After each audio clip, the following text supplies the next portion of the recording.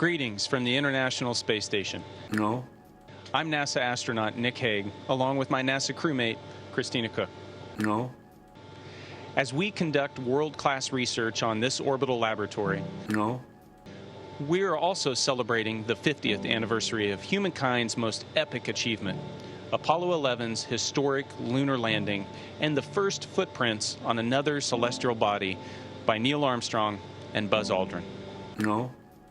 And God said, "Let there be a firmament in the midst of the waters, and let it divide the waters from the waters." And God made the firmament, and divided the waters which were under the firmament from the waters which were above the firmament. And it was so. And God called the firmament heaven, and the evening and the morning were the second day.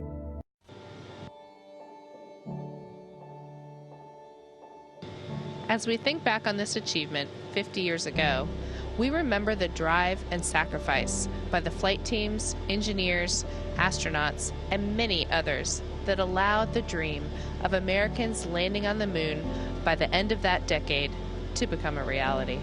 No. At that moment, the world was one, No. awestruck by that accomplishment. No. And God said, "Let there be lights in the firmament of the heaven to divide the day from the night. And let them be for signs and for seasons and for days and years. And let them be for lights in the firmament of the heaven to give light upon the earth." and it was so.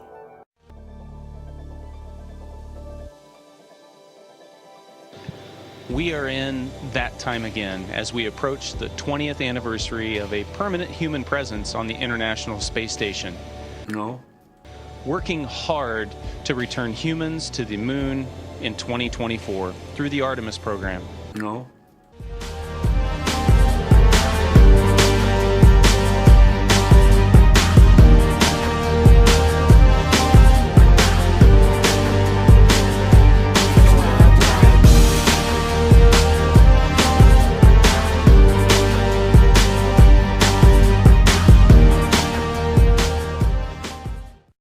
We've learned so much more about human spaceflight since Apollo 11. I'd go to the moon in a nanosecond.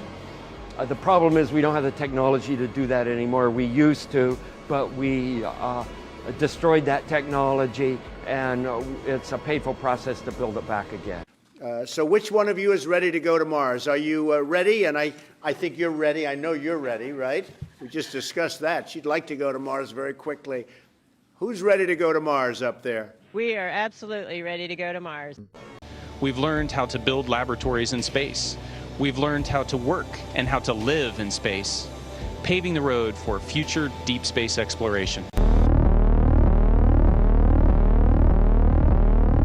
And then SpaceX is about helping make life multiplanetary and doing what we can to continue the dream of Apollo and ultimately make a contribution to life becoming multiplanetary. Let's talk.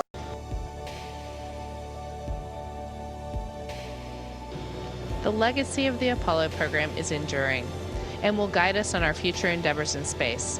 So, on behalf of the crew of the International Space Station, we hope you'll join us in celebrating the 50th anniversary of that giant leap for all mankind.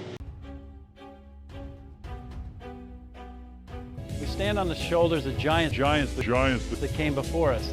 And they had a king over them, which is the angel of the bottomless pit, whose name in the Hebrew tongue is Abaddon, but in the Greek tongue hath his name Apollyon. Apollo. As we look towards the next giant leap on our endless journey to the stars. No.